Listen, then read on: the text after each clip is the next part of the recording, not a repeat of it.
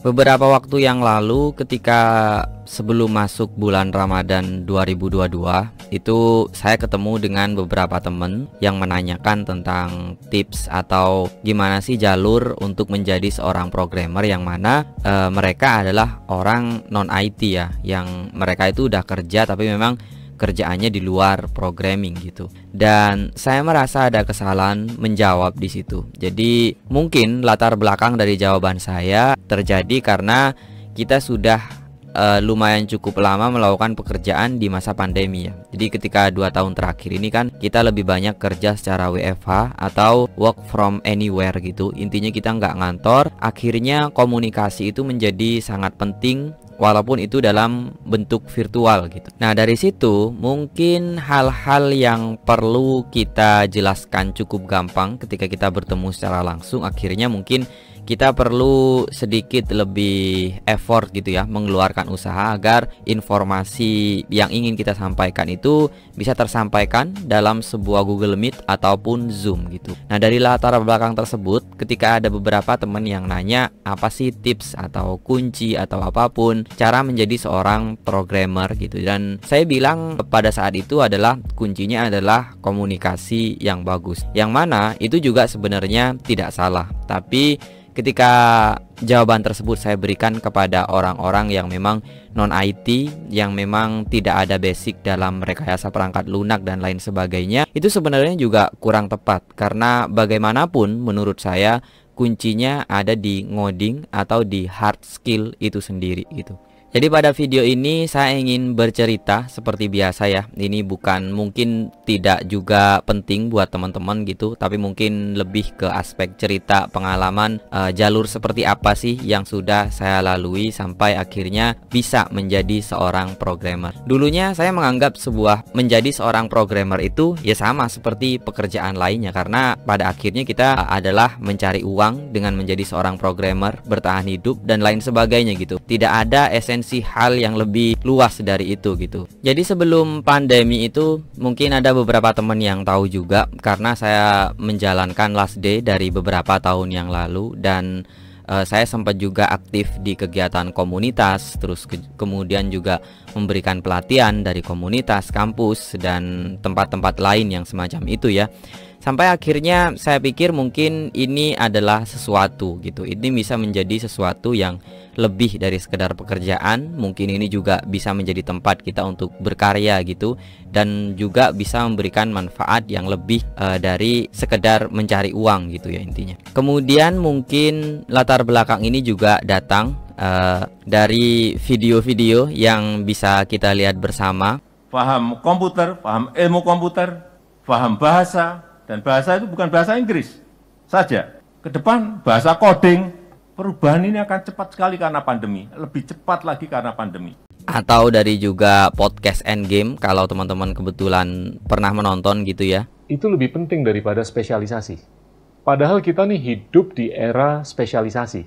Apalagi untuk mereka yang jago coding lah. Ya kan? Jago computer science. Itu yang paling laku sekarang. Kalau di tahun 80-an yang jago akuntansi, yang paling laku.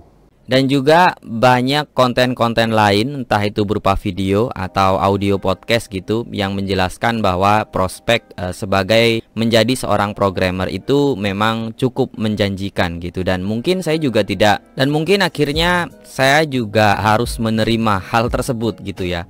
Dan pada beberapa video ke depan kita nggak akan ngebahas tentang hard skill sendiri, karena jika teman-teman mau beneran belajar hard skill atau belajar secara teknis menjadi seorang programmer, teman-teman bisa datang ke websitenya Last Day. Di situ ada berbagai kursus tentunya tentang mobile developer ya, mulai dari Java, terus kemudian ada Kotlin, terus yang baru saya rilis berkolaborasi dengan kawan coding itu juga merilis course Flutter, teman-teman kalau ingin belajar Flutter gitu.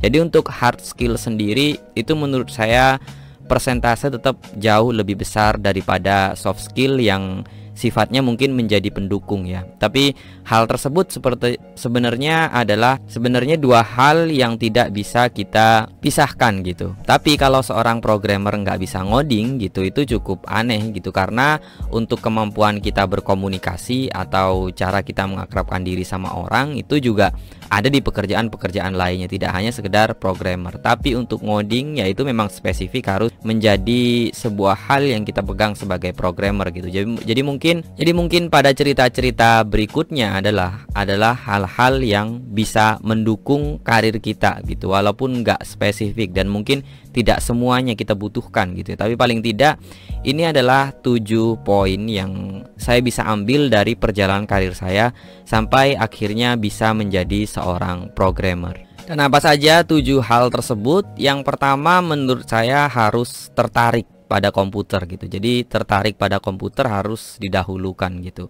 Nah, dan yang berikutnya adalah looping. Looping itu diulang-ulang ya. Jadi belajarnya itu berulang-ulang. Jadi kalau ada teman-teman yang merasa saya nggak bisa matematika, saya nggak suka hitung-hitungan, terus kemudian saya juga tidak memiliki logika yang tinggi gitu. Sebenarnya hal-hal tersebut kalau saya baca di sosial media ya kurang lebih dulu latar belakang saya seperti itu ya. Latar belakang saya juga bukan sekolah komputer, juga bukan orang yang suka bermain komputer di rumah.